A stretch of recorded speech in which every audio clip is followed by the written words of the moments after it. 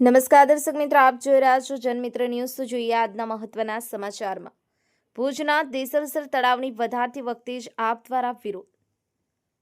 ભુજના ઐતિહાસિક હમીરસર તળાવને આજરોજ ધામધૂમથી વધાવ્યા બાદ દેસલસર તળાવને વધાવવાની પરંપરા મુજબ નગરપાલિકાના પદાધિકારીઓ, નગરસેવકો વાતે ગાતે નગરપાલિકાની નિષ્ફળતાના પ્રતીક એવા અણમાનીતા દેસલસર તળાવને વધાવવા પહોંચ્યા હતા.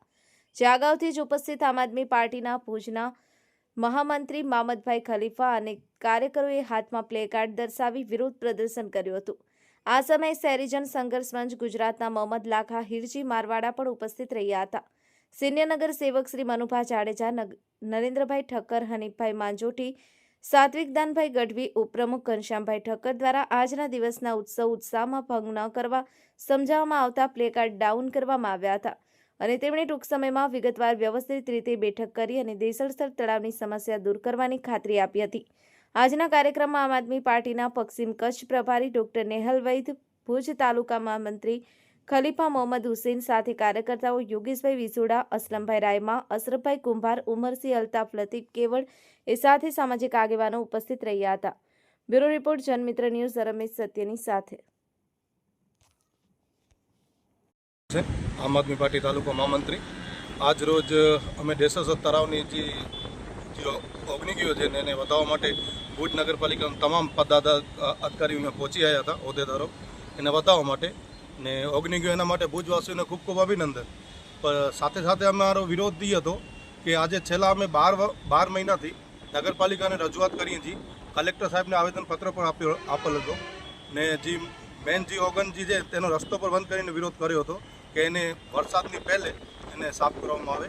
તો નગરપાલિકા કોઈ જાતની એમાં ધ્યાન દેતી નથી ને ગટરનું પાણી સતત ચાલુ જ છે.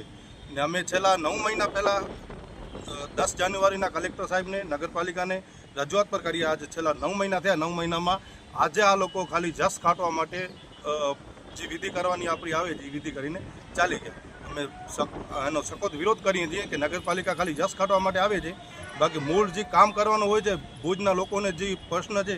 એક આપણો હમીરસર તળાવ છે, જો કાલે એને 500 લોકો જોવા ગયા હતા, ઓગન થઈને એટલે ખુશી થઈ. તો આ પર આપણો જે તળાવ છે ને હમીરસર તળાવને પર જેટલા વર્ષો થયા છે એટલા વર્ષો થયા છે. જે રાજાએ ઉદ્દેશથી આ બનાવ્યો છે તળાવ ખાલી પશુઓ માટે, ગાયો માટે, હાથી માટે, ઘોડા માટે રાજાએ આખો વિસ્તાર મોટો તળાવ આપી દીધો કે આ પશુઓ માટે. આ જાડી ચામડીવાળા એ તળાવને સત્યાનાશ કરી નાખ્યો. એક ખાલી આપણો હમીરસર તળાવ જ નથી, આપણો દેસલસર તળાવ પર એટલો જ છે ભુજ માટે. તો આપણો હૃદય છે, તો આપણો ભુજનો નાક છે. તો નાક બોરી નામે ભુજ નગરપાલિકાને મરી જવું પડે. શું કામ કે આમાં કેટલો બધો ગંદો છે ને આજે છેલ્લા 5 થી 6 વર્ષ થયા એમને એમ સતત છે. તો એનો જ્યાં સુધી નિરાકરણ નહીં આવે ને જ્યાં સુધી સાફ નહીં થાય ત્યાં સુધી અમે એનો વિરોધ કરશું ને જે એના જવાબદાર હશે એનો સખત અમે વિરોધ કરીએ છીએ. ને હજી આગળ જતા ઉગ્ર વિરોધ કરવું પડશે તો વિરોધ પર કરશું. આ તરાણા માટે વિરોધ કરવા માટે જેલ જવું પડશે તો જેલ જશું ને જે એનો જવાબદાર હશે એને જેલ મોકલવું હશે તો જેલ પર મોકલશું. નગરપાલિકા દ્વારા તમને આશ્વાસન પણ દેવામાં આવ્યું, મિટિંગ તમે કરી તો તમને શું આશ્વાસન? નગરપાલિકા આજે છેલ્લા 9 મહિના પાછળ અમને આજે જે લોકો અહીંયા વધારવા માટે આવ્યા હતા એ લોકો આજે અમને કીધો છે કે આના માથે આપણે બેઠક કરશું. પણ બેઠક ખાલી અમને બેઠક નથી કરવી તમારાથી, અમને કામ ખપે છે. ગમે એ આવે નગરપાલિકાનો આ કામ કરીને તો એને હાર અમે પહેરાવશું. અમને એવું નથી કે અમને જસ ખપે છે, અમને આ કામ ખપે છે. આ ભુજનો તળાવ જે છે એ બધાનો છે, ભુજવાસીઓનો છે.